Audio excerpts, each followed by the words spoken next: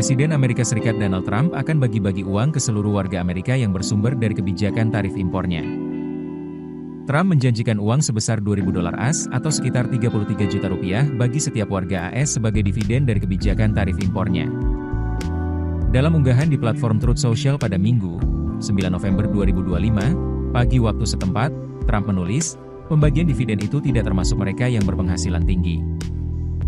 Namun, Trump tidak memberikan rincian mengenai kapan pembayaran itu akan dilakukan maupun siapa yang termasuk kategori berpenghasilan tinggi yang tidak akan menerima uang tersebut. Janji pembayaran dividen ini muncul tak lama setelah Mahkamah Agung AS mempertanyakan dasar hukum penggunaan kewenangan darurat, emergency powers, oleh Trump untuk menerapkan tarif terhadap hampir semua negara di dunia. 3 pengadilan tingkat bawah sebelumnya telah memutuskan bahwa langkah tersebut melanggar hukum.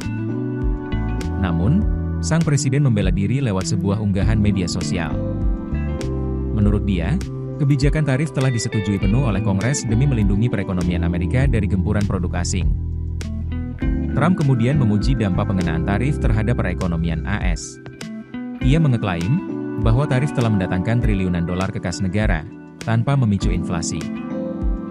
Dengan perolehan itu AS akan segera mulai membayar utang sebesar 37 triliun dolar AS, sekitar 616.845 triliun rupiah. Manfaat lain dari tarif adalah investasi di AS yang terus meningkat yang ditandai dengan kehadiran pabrik dan fasilitas baru. Menurut Komite untuk Anggaran Federal, Committee for a Responsible Federal Budget, pemerintah AS mengumpulkan sekitar 151 miliar dolar AS, sekitar 2.517 triliun rupiah, dari biaya impor antara April hingga Oktober. Menteri Keuangan Scott Bessent memperkirakan pendapatan dari tarif bisa mencapai 500 miliar dolar AS, sekitar 8.335 triliun rupiah, per tahun. Trump juga menegaskan bahwa kebijakan tarifnya tidak menimbulkan tekanan harga. Keputusan bisnis terbaik datang dari data, bukan tebakan.